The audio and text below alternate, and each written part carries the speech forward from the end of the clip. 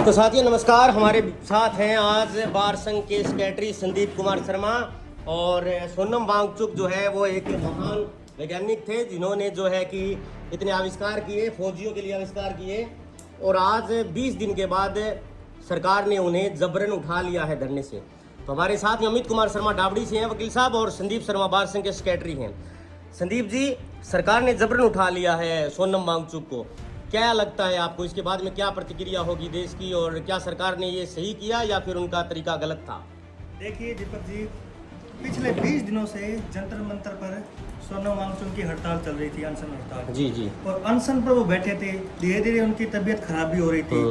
लेकिन अब पिछले 20 दिनों बाद रात को जो डॉक्टर की भेष में आए कुछ पुलिस वाले गुंडे, कहूंगा मैं उन लोगों को, और सेंटर की सरकार द्वारा भेजे हुए थे, वो गुंडे दमनकारी नीति अपना के उनको उठा के ले गए। और इतने मतलब वहाँ जो प्रत्येक दृष्टि से उनका कहना है कि कोई अभद्र भाषा का प्रयोग भी किया गया।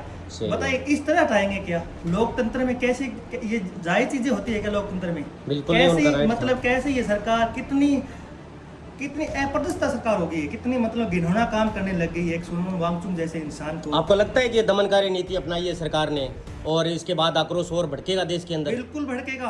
हर एक कोने में, हर एक नीट स्टूडेंट से लेके जहां शिक्षा के रूप में जागृति पैदा करने वाला इंसान होगा वो बिल्कुल भड़केगा। हर एक युवा के जहन में ये था कि सोनम वांगचुक जैसे इंसान को अगर ऐसे आप रात के अंधेरे में उठा के ले जाओगे और ऐसे मतलब घसीटते हुए ले जाओगे तो कैसे कैसे लोग अब सड़कों पे आगे देखने वाली बात होगी। बिल्कुल बिल्कुल, सरकार ने बिल्कुल बेहद ये दुर्भाग्यपूर्ण है और बहुत ही घिनौना कृत्य किया है। हमारे साथ एडवोकेट अमित शर्मा है, डाबड़ी से हैं।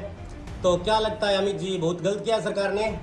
दीपक जी, ये सरकार ने बहुत गलत किया है। ये लोकतंत्र की सरासर हत्या की गई है। जी सर। जैसे एक वो वैज्ञानिक है, साथ में शिक्षित व्यक्ति है और ये अध्यापक भी रह चुके हैं। इनके ऊपर मूवी भी बन चुकी है। आज जो लोग इन पे मूवी बना के पैसे कमा गए वो आज इनका साथ नहीं दे रहे हैं, समर्थन में नहीं है। जो भी ये लोग हैं सोशल मीडिया पे अपने अकाउंट बना रखा है, जिन्होंने जो लोग ये फिल्म स्टार है और है जिनको जब सपोर्ट की जरूरत पड़ती है तो ये जनता के बीच में आते हैं। और आज ये जब विद्यार्थियों के हित की बात हो रही है तो ये कोई भी इनके साथ में नहीं है। मैं तो ये कहना चाहूँगा कि इनको इनका साथ देना चाहिए। जो इतना बड़ा शिक्षित व्यक्ति है, जो लड़ रहा है, जो 20 दिन भूखा रहा और रात को इसको जबरन पुलिस वाले नहीं, वो जो गुंडे थे, वो जो केंद्र की सरकार है हमारी, वो इतनी घटिया सरकार है। मैं तो मानना चाहूँगा कि वो सरकार जो धर्मेंद्र प्रधान है उसको भी नहीं, मैं तो कहूँगा जी जो ये मोदी जी है उनको इस्तीफा देना चाहिए, क्योंकि उनकी नाक के नीचे सारे काम हो रहे हैं। और मैं कहना ये चाहता हूँ कि सरकार के लिए चाहता हूँ कि सरकार के लिए धर्मेंद्र प्रधान नाक का सवाल हो गया और जनता के लिए सोनम वांगचुक के मुद्दे बिल्कुल सही हैं। धर्मेंद्र प्रधान को इस्तीफा दे देना चाहिए, उनको खुद चला करके इस्तीफा देना चाहिए। साथ में जो ये हमारे वांगचुक जी है इनको वहाँ पे शिक्षा मंत्री बनाया जाए।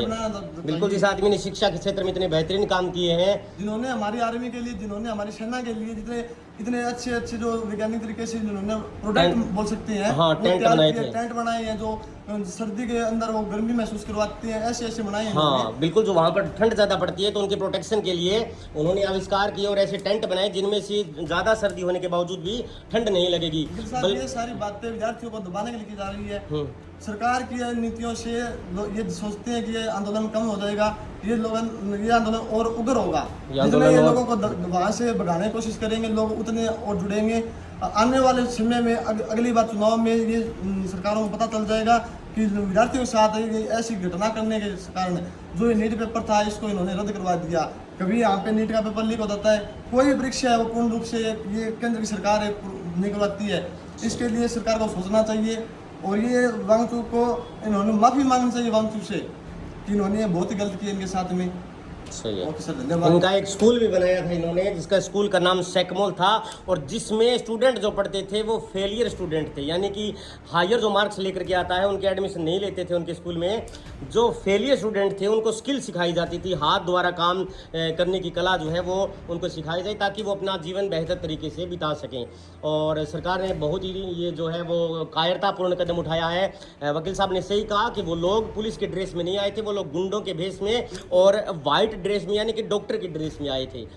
आप इस प्रकार से आप वो दृश्य देखेंगे ना, उन्होंने हाथ में सफेद पर्दे ले रखे थे। ऐसी क्या चीजें छुपाई जा रही है कि वो पर्दे लेके स्टेज पे बैठे? कमाल करते यार, लोकतंत्र में कोई आदमी भूख हड़ताल नहीं कर सकता, कोई कर नहीं सकता तो आप उनकी मांग मान लीजिए। तो सीधी सी बात है, उनकी मांग यही है कि धर्मेंद्र प्रधान इस्तीफा दे और नीट का पेपर चोरी कर रही है सरकार, ये सरकार पेपर रद्द करवा रही है, पेपर खरीद रही है, उन पर रोक लगाए। यही तो मांग थी। यही तो मांग थी, बिल्कुल जायज मांग थी।